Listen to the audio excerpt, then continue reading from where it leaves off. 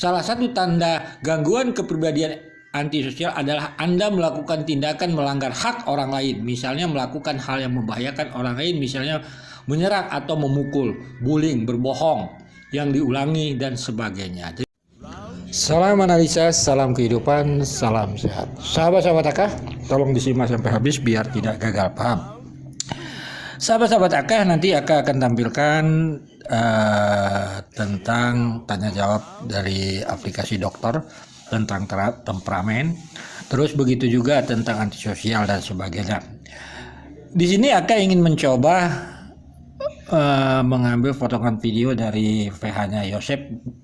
Pak Roman mengatakan bahwa pada saat itu di BAP Yosep tujuannya ada Yoris dikata di ruqyah, tujuannya adalah diobati supaya Yoris tidak temperamen.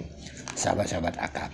Begitu juga nanti akan tampilkan potongan video dari keterangan saudara Yoris juga di Aiman TV. Apa tujuannya sahabat-sahabat AK? Kedua anak dan bapak ini pasti berbeda pandangan. Lalu kita akan menganalisanya, benarkah saudara Yoris temperamen? Kita akan mendapatkan dari isu-isu maupun dari keterangan-keterangan yang pernah kita analisa selama hampir ini. Jadi sekali lagi ini kita hanya mencoba memahami benarkah ucapan bapaknya bahwa saudara Yoris diruqyah atau dikatakan temperamen. Sebab itu mari kita dengarkan dulu keterangan dari VH-nya Pak Yosep, yaitu BAP hari ini cuma 5 pertanyaan ya, yang fokus pertanyaannya yang pertama ke masalah Yoris ya, bahwa Yoris itu pernah diruqyah di rumahnya itu kurang lebih tahun 2018. Maksudnya adalah kesepakatan almarhum Ibu Tuti dengan Pak Yosep menyarankan untuk diruqyah dan akhirnya diobati di rumahnya Yoris di Kaso Malang. Pada saat itu ada ustadz yang didatangkan untuk diruqyah untuk mengobati supaya Yoris tidak terlalu temperamen lah. Memang ada gejala-gejala temperamental dan memang itu sudah menjadi pembicaraan Pak Yosep dengan almarhum pada waktu itu. Sehingga tahun 2018 di rumahnya di Kaso Malang diruqyah. Itu pertanyaannya. Sahabat-sahabat AK, dalam analisa AK diyakini bahwa kedua belah pihak ini akan berseberangan, tetapi hasil daripada cerita itu akan ada titik temunya. Saudara Yoris di Aiman ini akan mengatakan benar memang pernah membawa golok tumpul. Nah, di sini kunci permasalahannya sahabat-sahabat AK. Mari kita dengarkan potongan video dari saudara Yoris. Tidak pernah. Ada cerita soal itu? Jadi kalau masalah itu udah lama ya, udah silam, sekitar 2010 atau 2009 lah kalau nggak salah itu. Saya sebenarnya bawa golok tumpul itu sebenarnya itu untuk membela ibu sih. Marah kepada siapa waktu itu?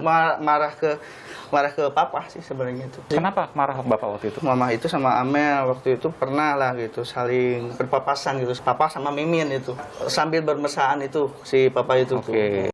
Salah satu tanda gangguan kepribadian antisosial adalah Anda melakukan tindakan melanggar hak orang lain, misalnya melakukan hal yang membahayakan orang lain, misalnya menyerang atau memukul, bullying, berbohong yang diulangi, dan sebagainya. Sahabat-sahabat AK, kenapa penyidik mempertanyakan tentang kejiwaan atau dengan kata lain emosional saudara Yoris kepada papanya? Pastilah karena kasus ini sudah lama, rasanya pihak penyidik sudah bisa menganalisa, sudah bisa mencari kesimpulan, baik itu secara analisa maupun fakta-fakta yang sudah didapatkan dari keterangan-keterangan saksi maupun keterangan-keterangan lainnya. Oleh sebab itu, kita tidak bisa menyimpulkan. Kalau akan ditanya dalam analisa AK, apakah saudara Yoris temperamental atau emosi dan sebagainya, ya bisa saja akan menduga seperti itu. Karena ada landasannya akan mengatakan seperti itu. Oleh sebab itu, ini semua hanya landasan-landasan sudah ada di publik bahwa saudara Yoris dikatakan temperamen. Lalu saudara Yoris mau membantah atau tidak, tapi dia sudah pernah mengatakan lama atau tidak, dia pernah mengatakan membawa senjata bedok benda tumpul. Oleh sebab itu mari kita dengarkan lanjutannya tentang dari pendapat dokter yang ada di KPK. Oleh sebab itu, mohon maaf bila ada kata-kata Aka yang salah. Salam sehat, salam kehidupan. Salam kehidupan, salam sehat. Sahabat-sahabat Aka, kita mencoba ingin membahaslah, mengulas sedikit tentang temperamental. Karena Aka bukan ahlinya, Aka mencoba mengambil referensi dari tanya jawab Halo Dokter, sahabat-sahabat Aka. Di sini ada pertanyaan-pertanyaan, Aka langsung membuka tentang jawaban dari dokter tersebut, sahabat-sahabat Aka. Halo friend, terima kasih sudah bertanya kepada Halo Dokter.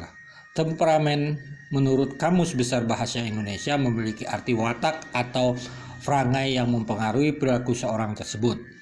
Dan istilah ini lebih mengarah kepada bagaimana seseorang beraksi terhadap suatu masalah. Jadi temperamen dapat menjadi beberapa jenis, yaitu bentuk positif, yaitu ketika seorang lebih tenang, mudah beradaptasi dengan hal baru.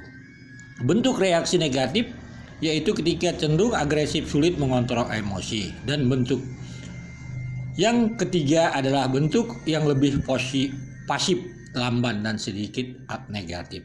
Yang dimaksud dengan temperamental yang Anda maksud seperti mudah marah, mungkin mengarah ke jenis temperamen yang negatif di mana cenderung melakukan tindakan agresif dan sulit dikontrol.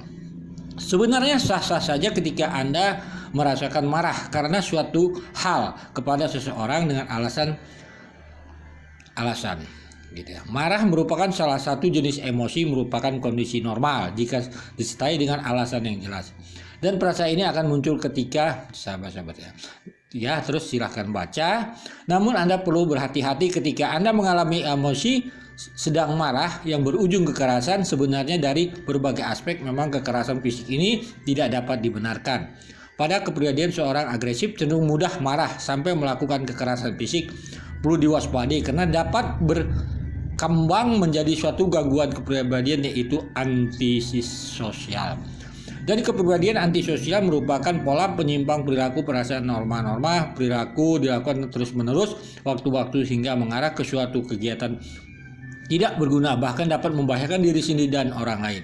Salah satu tanda gangguan kepribadian antisosial adalah Anda melakukan tindakan melanggar hak orang lain, misalnya melakukan hal yang membahayakan orang lain, misalnya menyerang atau memukul, bullying, berbohong yang diulangi dan sebagainya.